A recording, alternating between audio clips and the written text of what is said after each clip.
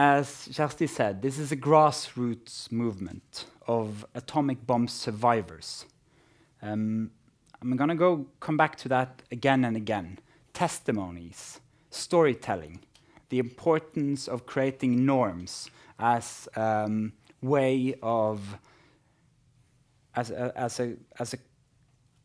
strengthening this norm. But where to start in a room in Oslo on a quite peaceful and beautiful day in October? Should we start with the negative sides, with the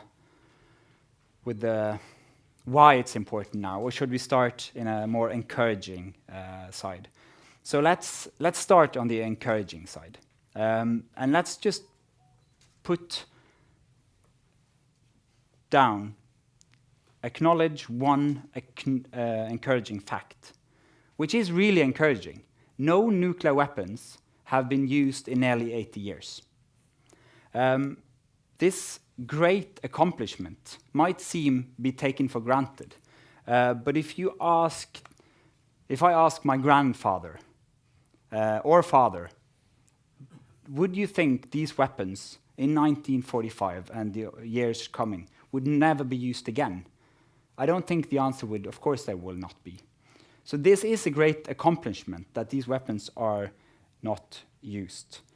And the hibakusha and the Nihon Hidankyo is, of course, part of a global movement. It is a global movement who's worked tirelessly to raise this awareness about the catastrophic humanitarian consequences of using nuclear weapons. And through this global movement, with the hibakusha in the center, this powerful international norm developed, stigmatizing the use of nuclear weapons as morally unacceptable. This norm has become known as the nuclear taboo. I read in one of the articles in the newspaper saying, I mentioned it 4 times in a short speech yesterday. And of course, it is a reason for that. The testimony of the hibakusha, the survivors of Hiroshima and Nagasaki, is unique in this context. Their efforts have contributed greatly to this establishment. Of course, there's been many other actors. And if you do look at the history of the Nobel Peace Prize, you do see that the questions of nuclear arms, the nuclear race, the nuclear war has been identified several times. And it adds to this same question, the nuclear taboo, the norm. We will have a discussion afterwards with ICANN represented. They received the prize in 2017. To ban nuclear weapon is also a way of strengthening this taboo. So it has historical links in the history of the Nobel Peace Prize. I want to emphasize once again how these historical witnesses have helped to generate and consolidate widespread opposition by using their personal stories, and by doing so at a personal cost. Because if you think of your own story, if you think about telling traumatic stories, that comes with a cost. And I actually get quite emotional now, because if you look at your own society here in Norway, I worked with the 22nd of July for many years. The costs of those survivors, young people, to telling their stories once and again and again. Why is it important? It is important to establish a norm. It is to let people know and to educate new generations in Norway. And the work of the hibakusha have been doing it on a global scale. They've been doing it for more than 7 decades. When I grew up, I was born in 1984. When I grew up, we learned at school about the hibakusha. We learned about what the atomic bombings meant to people. Why is this important in the story of the Nobel Peace Prize of 2024? Well, because these kind of educational program, so to say, is not the direct result of the hibakusha and the Nihon Hidankyo, but it's the indirect. Young people all over the world have for decades learning about this and thereby strengthening a taboo, strengthening a norm. And that is an important part. And that is also one of the important part of the Japanese society today. How can new generations take on that responsibility, but also take on that historical necessity? Because the hibakusha helps us to describe the indescribable. They help us to think the unthinkable. And they help us to grasp the incomprehensible pain and suffering. And that is not easy for those who are telling their stories, but it's also not easy for us receiving these stories. But it's even more important to do so. And I want to highlight something important as well, when we talk about art.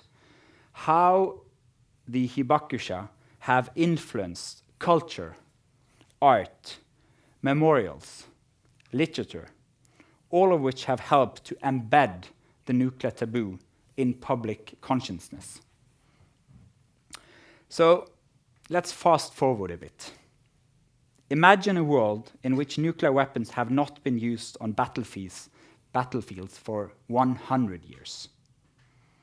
How can us as humankind depend on nuclear weapons as the main way of having a global security?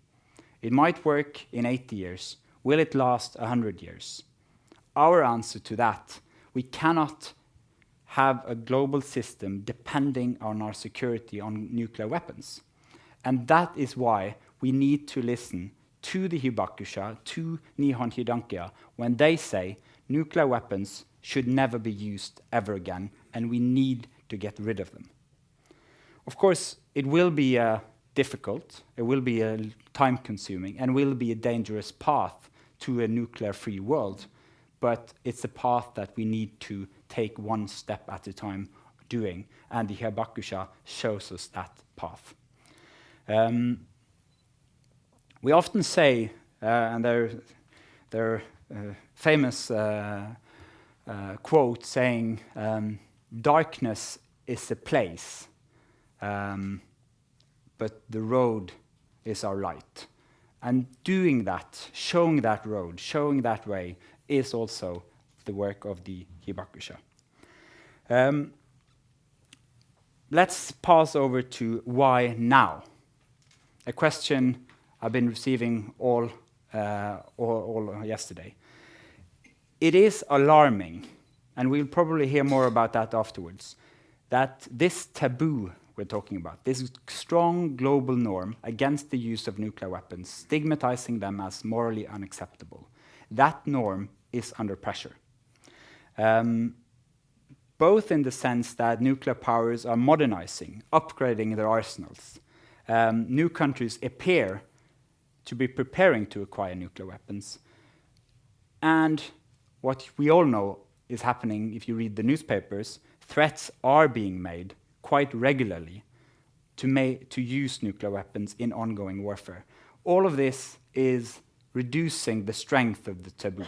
It's a possibility to put pressure on it, and that is why we really want this year to have that focus. In the speech yesterday, I mentioned what we need to remember, and that is what nuclear weapons actually are. Again, that is where the hibakusha and their testimonies come in. These are the most destructive weapons we have on Earth. This is the most destructive weapons humankind have ever invented. They can kill millions and impact the climate catastrophically. And that is also an important part of this discussion. We'll probably talk about it afterwards as well. The use of nuclear weapons in urban areas could have catastrophic consequences for the entire planet, because they're so much destructive, and the tests they have been done is not the same as throwing up huge piles of ashes in the earth, which could have lead to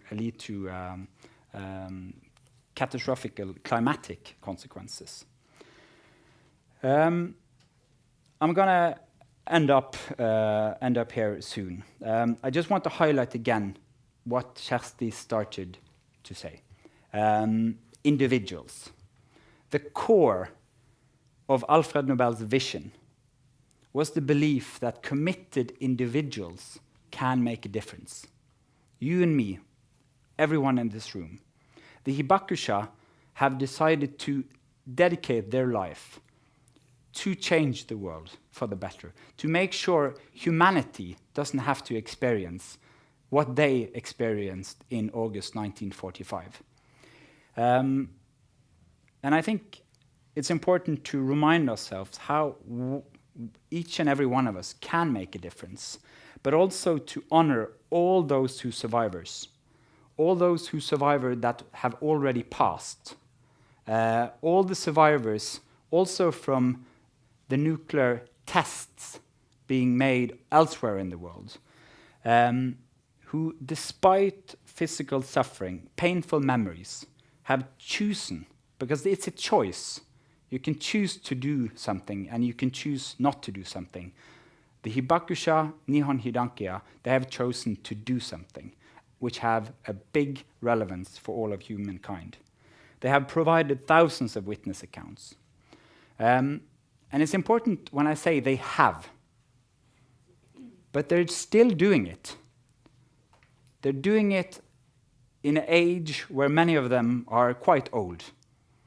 They're doing it to this day, and by doing it to this day, they're also upholding the nuclear taboo, making sure these are still seen for all of humanity as morally unacceptable. And that is why also we are impressed how new generations in Japan, with a strong culture of remembrance and continued commitment, these are carried forward. It's inspiring and educating people around the world. So I just want to end there to say this prize, we believe it's important in the world we're living in the geopolitical situation where nuclear threats is part of the big conflicts of the world today. But nuclear threat is a threat against all of humanity. And the strong norm, the international norm against the use of these weapons, stigmatizing them, that's a responsibility that the hibakusha have taken on. But that is, in the end, a responsibility that state leaders and the people of the world also share. And we need to use their initiative, use their example to strengthen this norm, to make sure that these destructive weapons are never used ever again, anywhere. Thank you.